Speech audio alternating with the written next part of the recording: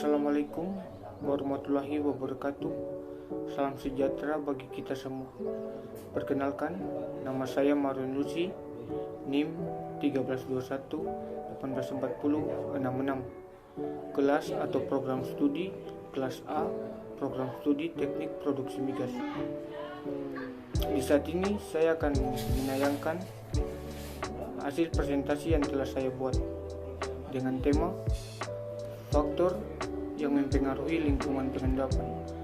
Oke, sebelum kita masuk ke dalam faktor-faktor yang mempengaruhi lingkungan pengendapan, kita terlebih dahulu harus mengetahui apa itu lingkungan pengendapan. Pengertian lingkungan pengendapan. Lingkungan pengendapan adalah daerah di permukaan bumi, tempat suatu bahan tertentu terendapkan, atau tempat suatu deposit. Lingkungan pengendapan bisa dibedakan dengan daerah di sekitarnya ditinjau dari sifat atau karakteristik fisik, kimia, dan biologisnya. Sehingga dalam kondisi ini, pada suatu dataran yang terdapat di permukaan bumi, terdapat fenomena yang dimana tempat tersebut mengakumulasi batuan sedimen atau jenis batuan beku. Akumulasi batuan sedimen atau batuan beku tersebut memiliki kondisi yang mana material pengangkat buatan tersebut seperti larutan senyawa, unsur hara, tanah yang bersifat biologis akan menjadi unsur utama pada pengendapan tanah tersebut. Oke, kita masuk ke faktor yang mempengaruhi lingkungan pengendapan. Ada beberapa faktor yang bisa menjadi pengaruh daripada terjadinya lingkungan pengendapan, antara lain faktor yang pertama, tingkat kedalaman air. Tingkat kedalaman air yang berada di lingkungan pengendapan berpengaruh kepada jenis organisme yang hidup di lingkungan pengendapan. Pengendapan tersebut, organisme yang terdapat di lingkungan pengendapan antara lain koral dan algae. Kedalaman air membawa karakteristik kenampakan lingkungan pengendapan yang khas. Dengan memperlihatkan tingkat kedalaman air yang tinggi, maka batuan yang diendapkan membentuk bersilang mengikuti arus gelombang air.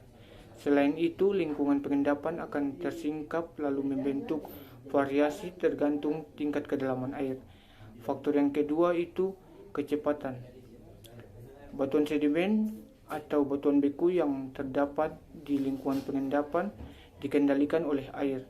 Maka yang terjadi adalah batuan sedimen atau batuan beku tersebut membentuk karakteristik yang halus.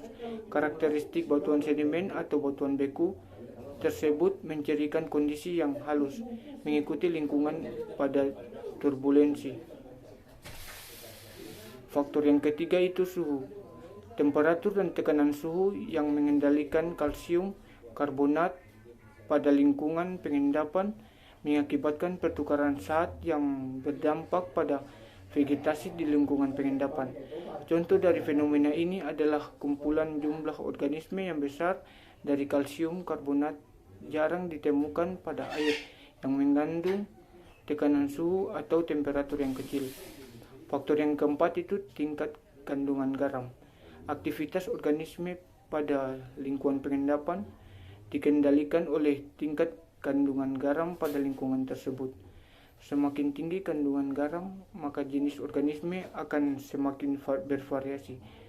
Sebaliknya, semakin rendah tingkat kandungan garam di lingkungan pengendapan, maka keragaman organisme akan semakin sedikit. Faktor kelima itu aspek kimiawi. Aspek kimiawi yang ditemukan di lingkungan pengendapan bergantung pada dua aspek. Aspek yang pertama itu tersebut adalah kandungan potensial oksidasi dan konsentrasi ion hidrogen. Aspek kimiawi potensial oksidasi dan konsentrasi ion hidrogen mengatur kekuatan sedimentasi dan fauna yang hidup di dasar lingkungan pengendapan. Faktor yang keenam itu bentuk fisik.